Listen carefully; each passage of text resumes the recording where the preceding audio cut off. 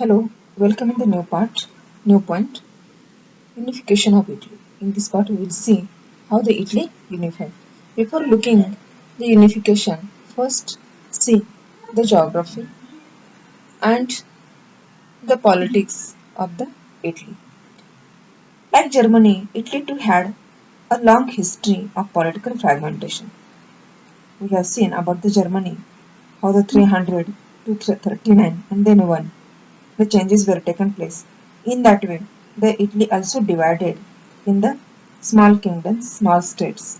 Italians were scattered over several dynastic states as well as the multinational Habsburg Empire. The multi-states were there and the Habsburg Empire also ruling. During the middle of the 19th century, Italy was divided into 7 states. These are the 7 states you are looking. How the Italy was divided, it is shown in this part. On which only one, Sardinia-Piedmont, only the Sardinia-Piedmont, which was ruled by the Italian princely states. You are looking here on the map, it is also shown. The north was under the Austrian Habsburg. This is the north part. This is the ruled by the Austrian Habsburg Empire.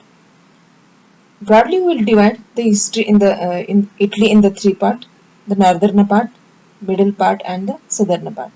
In the middle, it is ruled by the Pope, the Papal State, and the southern part is ruled by the Bourbon King of the Spain. The Bourbon, keep in mind, he belongs from the Spain, not from the French. The Bourbon dynasty of the French is a different, and this is the different.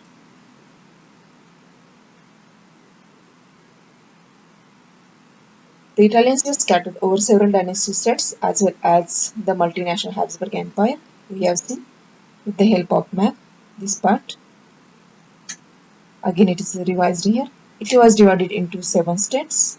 This is also you have seen in the map. Only one Sardinia-Piedmont was ruled by the Italian princely states. The Italian language had not acquired one common form. Common form was not there of the Italian language. The regional and local variations were found about the Italian language. In this way, the Italy was divided in the till the mid of the 19th century. Before moving ahead, before looking the unification of Italy, we will see which people worked to build, to unify the Italy. Here again the chief minister, Count Keor, he played very essential role in building the Italian as a republic nation. The Victor Manuel II, he was the king of the Sardinia Piedmont. Giuseppe Mazzini, you have met him already in this chapter only.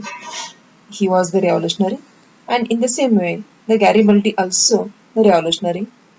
These 4 people worked to unify the Italy. These are the 4 names you have to keep in mind. Their work you have to keep in mind while looking the unification of Italy. The first person, the revolutionary, who tried to bring the unitary Italian Republic. During the 1830s, Giuseppe Mazzini had sought to put together a coherent program for a unitary Italian Republic. He sought a coherent program to make the unitary Italian Republic.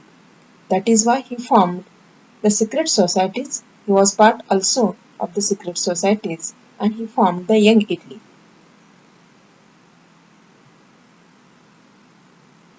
He had formed a secret society called Young Italy for a dissemination or of his goal. He built the Young Italy to spread his idea.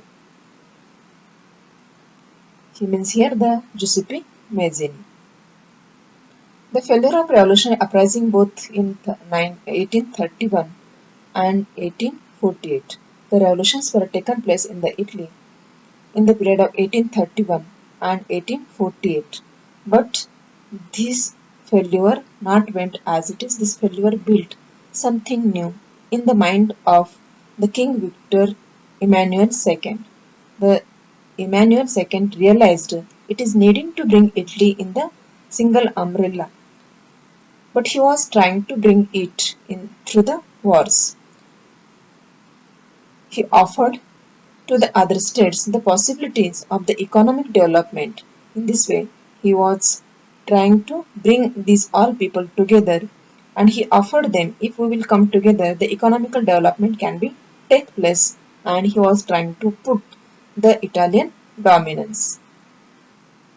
So here the Italy was trying to bring all people together to make the unified Italy. The king Emmanuel realized to make the Republic Italy. That time he given this responsibility on the shoulder of Chief Minister Keor. The Chief Minister of Prussia have worked in that way. The Chief Minister Keor also worked here to unify the Italy. How he was there? He led the movement to unify the region of Italy. The movement is led by here to unifying Italy by the Keor. The Keor was not revolutionary or the not democrat. He was not the revolutionary or not democrat. He was in that way.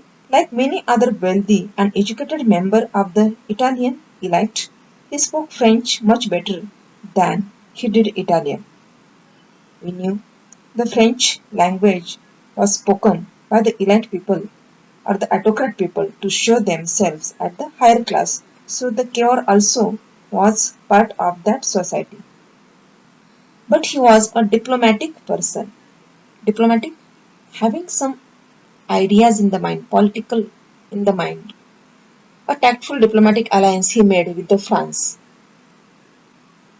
Through a tactful diplomatic alliance with French, engineered by Keor, the alliance was made by the Keor with the France. Sardinia-Piedmont succeeded in defeating the Austrian force in 1859. So with this diplomatic alliance, the Austrian forces were defeated and the Italian forces got success. The northern part got free from the from the Austrian Empire, and this part became the part of the Italy. Now we'll turn toward the south. In the southern part, the Giuseppe Garibaldi worked here. How he worked here, we will see. Giuseppe Garibaldi, revolutionary. The many volunteers joined to him to make the southern part free from the Spain Empire Bourbon dynasty. That is why these people marched into South Italy and kingdom of the two Sicilies in 1860s. These changes, the attacks were made by the volunteers with the help of Giuseppe Garibaldi. They marched into South Italy and the kingdom of the two Sicilies and succeeded in winning the support of local peasants. They got the support of local peasants also, and they drew out the Spanish ruler. The Spanish rulers were driven out by these volunteers. These people got success of the support of local peasant also. In this way, the southern part also became free from the other empires at the Bourbon dynasty of the Spain. In 1861, Victor Emmanuel II was proclaimed King of United Italy, but the illiteracy of the people is shown here. However, much of the Italian population among whom rate of illiteracy were very high remained blissfully unaware of the liberal nationalist ideology. These people were away from the liberal nationalist ideology. The peasant masses who had supported Garibaldi in southern Italy had never heard the Italia, and they believed that La Delia means he may be the wife of Victor Emmanuel. So that is why these people were working to save the wife of the. They were thinking they are trying to save Liberalization ideology. Their illiteracy is shown here, and they thought that wife of Victor Emmanuel is having or kidnapped by the Spain king. That is why they were fighting in this moment. So in this way, you have studied the unification of it. The one question is remain here. You have seen it is shown in your book also. The northern and southern part how captured, conquered by the Italian prince, Italian king. But what happened with the papal state, which was ruled by the Pope? This state, the Pope himself, given this part to the king, he realized before going for the war, or instead of going to the war, it is good to give the state as it is to the king.